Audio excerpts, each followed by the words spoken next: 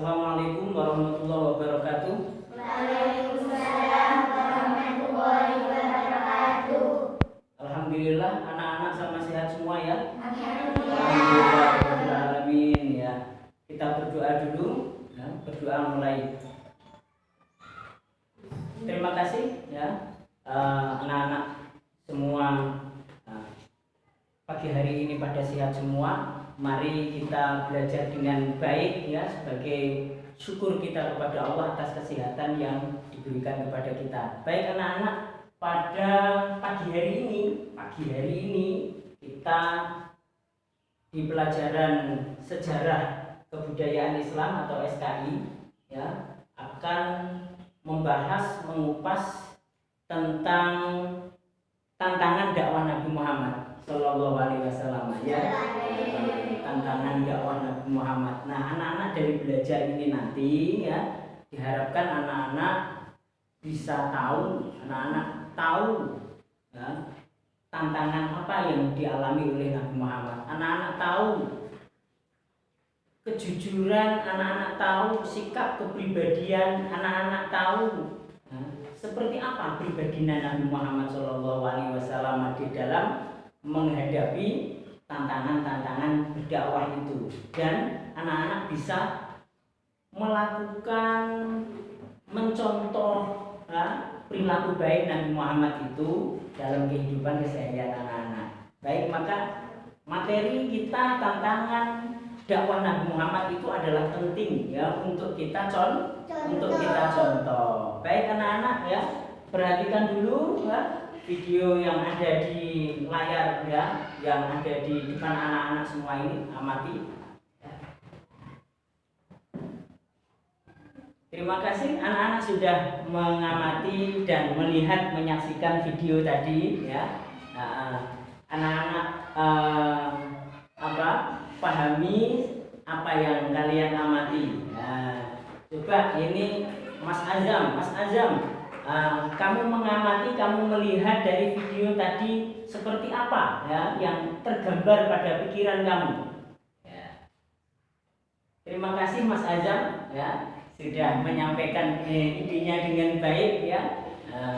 Kemudian Mas Faik ya, ada Mas Faik juga ya. Mas Faik, kalau menurut Mas Faik seperti apa ya yang Mas Faik amati dari awal sampai akhir video tadi? Alhamdulillah Mas Faik juga bagus. Iya. Anak-anak ya. Baik, selanjutnya anak-anak buka ya buku mata pelajarannya. Anak-anak juga buka punya bacaan yang lain yang terkait dengan tantangan Nabi. Ya. Baca bersama. Mas Fikar, bagaimana setelah kamu membaca dari bacaan tadi? Coba Mas Fikar menguraikan bagaimana? Ya, terima kasih Mas Fikar, hebat, bagus. Ya, Mas Fikar sudah menyampaikannya. Ya, yang perempuan, Mbak Aini. Mbak Aini, coba bagaimana menurut Mbak Aini dari hasil pembacaan Mbak Aini pada buku bacaannya? Ya, baik, bagus juga Mbak ini. Nah, itu pendapat dari anak-anak semua ya. Selanjutnya anak-anak perhatikan lagi ya, dari apa yang ada di video tadi, kemudian juga apa yang dibaca oleh anak-anak. Anak-anak sudah berdiskusi ya, sudah sharing sama teman-temannya. Selanjutnya anak-anak perlu diperhatikan bahwa di dalam melakukan kebaikan itu adalah bagian dari dakwah. Dakwah itu apa? Dakwah itu mengajak kebaikan. Itu harus dilakukan anak-anak. Orang belum bermanfaat hidupnya kalau belum mengajak kebaikan. Tapi jangan lupa ketika mengajak juga harus dia sendiri melakukan kebaikan itu. Nah, anak-anak ya, di dalam melakukan dan mengajak kebaikan, utamanya adalah mengajak, tentu banyak tantangannya. Orang kalau mengajak itu tidak pasti diterima dengan baik ya. Apalagi kalau ajakannya itu bernilai sifatnya adalah memberi nasihat yang sifatnya larangan, itu biasanya tantangannya lebih banyak sekali. Nah ini ya, dari belajar tantangan Nabi Muhammad ini, anak-anak akan tahu, anak-anak menjadi tahu, oh berarti jadi orang harus mau giat melakukan kebaikan, mengajak kebaikan, dan harus memiliki jiwa sabar. Sabar ketika mengajak orangnya diajak nggak mau, sabar. Ketika orang diajak kebaikan malah melawan, sabar. Nabi Muhammad seperti apa itu? Ada tokoh-tokoh kafir ya yang sangat apa itu, sangat tidak menyukai Nabi Muhammad. Ada siapa saja? Abu Jahal. Ada siapa lagi? Abu Lahab. Ada lagi Ubah. Ada lagi Abu Sufyan. Itu adalah orang-orang jahat ya. Orang-orang jahat yang tidak menyukai ya Nabi Muhammad mengajak kebaikan, karena yang diajak Nabi Muhammad itu adalah agama baru, agama Allah, agama yang mestinya baik, tapi mereka itu enggan masuk ke situ. Dia tetap masih bersikeras dengan agama nenek moyangnya, sehingga Nabi Muhammad ditentang. Di antaranya Nabi Muhammad itu luar biasa kesabarannya ya.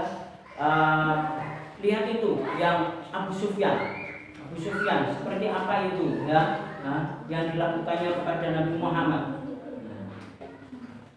Abu Sufyan mau mendatangi rumahnya Nabi Muhammad dengan membawa pedang, ingin membunuh. Di tengah perjalanan ya, dia ditampaki ular besar. Sebetulnya ular besarnya itu enggak ada, hanya ilustrasi, hanya penampakan saja. Akhirnya dia takut, kebit-kebit lari. Kemudian ada lagi Ubah itu mengiming-imingi Nabi Muhammad.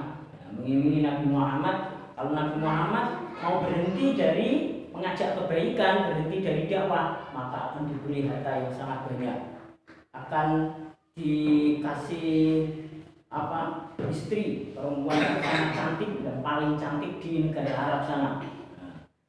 Kemudian juga diberi jabatan yang mulia, tapi semuanya itu oleh Nabi Muhammad oleh Nabi Muhammad ditentang, dan Nabi Muhammad tidak mau. Nah, anak-anak, kesimpulannya adalah kesimpulannya ketika anak-anak sudah tahu bagaimana pribadinya Nabi Muhammad, bagaimana bentuk tantangan-tantangannya dialami oleh Nabi Muhammad, nah seperti itu anak-anak nanti bisa mencontohnya jadi orang yang baik, tidak jahil sama orang lain.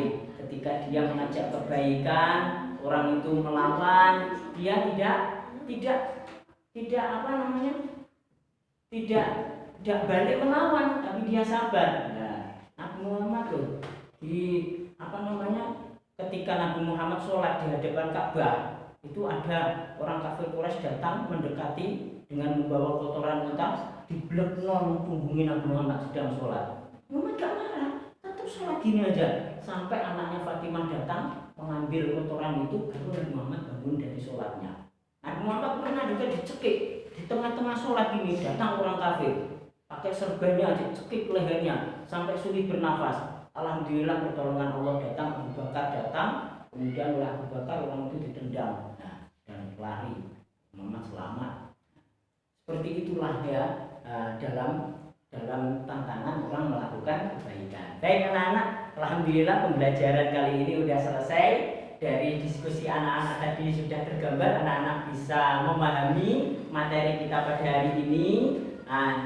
Pesan Ustadz, pesan Pak Guru seperti yang saya sampaikan tadi, anak-anak bisa mencontoh pribadi Nabi Muhammad, menyadari bahwa mengajak kebaikan itu tidak lepas dari tantangan, sehingga pribadi sabar, telaten, ulet, dan santun itu yang menjadi pribadi penting yang harus dimiliki ya oleh semua orang, terutama anak-anak. Ya, kita tutup ya kali ini dengan bacaan alhamdulillah, pelajaran kita alhamdulillahirabbil alamin. Ya, assalamualaikum warahmatullahi wabarakatuh.